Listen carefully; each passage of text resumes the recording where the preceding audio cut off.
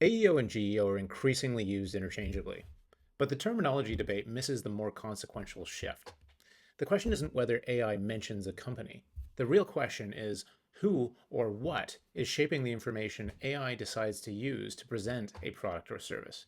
In other words, what is AI using to evaluate a product? That shapes how buyers judge your company before they ever speak to your sales team. Before a buyer visits your website, AI may already be influencing what they think matters, which competitors they compare, what good looks like in your category, and whether you seem credible or relevant, or well priced, or the right fit for them. This is the difference between answering a question and shaping a decision. The old research model looked something like this. Search Google, click a few results, skim the pages, maybe check Reddit or G2 or some review sites, then form an opinion. The buyer assembled a narrative themselves. The new model, it looks different. Open ChatGPT, Perplexity, or Gemini, what have you, explain the problem in great detail, add context about company size, budget, current systems, constraints, and goals, then ask AI to make connections, surface trade-offs, compare options, and recommend a path forward. The buyer no longer has to manually do all of the synthesis. AI does much more of that work inside the conversation. According to G2, 51% of B2B software companies say they begin their research in AI chatbot more often than Google. That changes the role of the website. It's becoming less of a place where buyers begin category research from scratch and more of a place where they validate a preference. By the time a buyer reaches your website, they may have already decided that you're relevant and credible. Ahrefs found that AI-originated visitors represented 0.5% of its traffic, but 12.1% of its signups. That's a 23 times higher conversion rate than organic search. And it goes further than that. AI shapes what buyers ask next.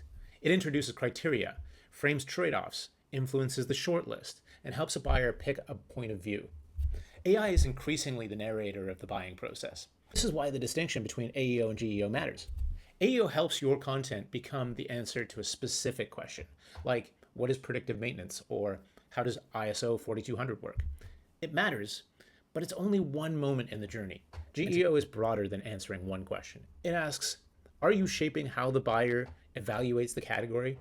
Are you present when the conversation turns to comparison or risk or fit? The core mental model is AEO helps you appear in the answer.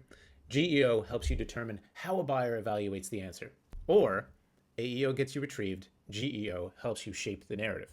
GEO isn't just about getting your company named. It's about influencing the questions, the criteria, and the comparisons that determine whether your company looks like the right answer. AEO and GEO aren't competing ideas. The problem is treating the isolated answers as a whole strategy. When a buyer asks, which company should I choose, and your brand isn't part of that narrative, you've already missed one of the most commercially important parts of the buyer journey. Search engines help people find information. Generative AI helps people interpret that information, compare options, decide what matters, and form a preference.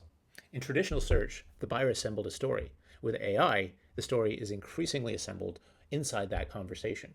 By the time a buyer reaches your website, they may already believe you're a category leader or that you're the right fit for their use case. But that belief can form before your sales team has ever had a chance to speak with them. So what's the practical implication here? Well, don't start by asking yourself, how many more blog posts can we create now that AI is helping us? Start by mapping the chain of questions that leads to a buyer preference. What do buyers ask first? What criteria emerge before a recommendation emerges? Where do questions turn into comparisons? And where do competitors start getting recommended? What proof does a buyer need to confidently choose you? Where do you need to show up in order for AI to confidently include you in its narrative?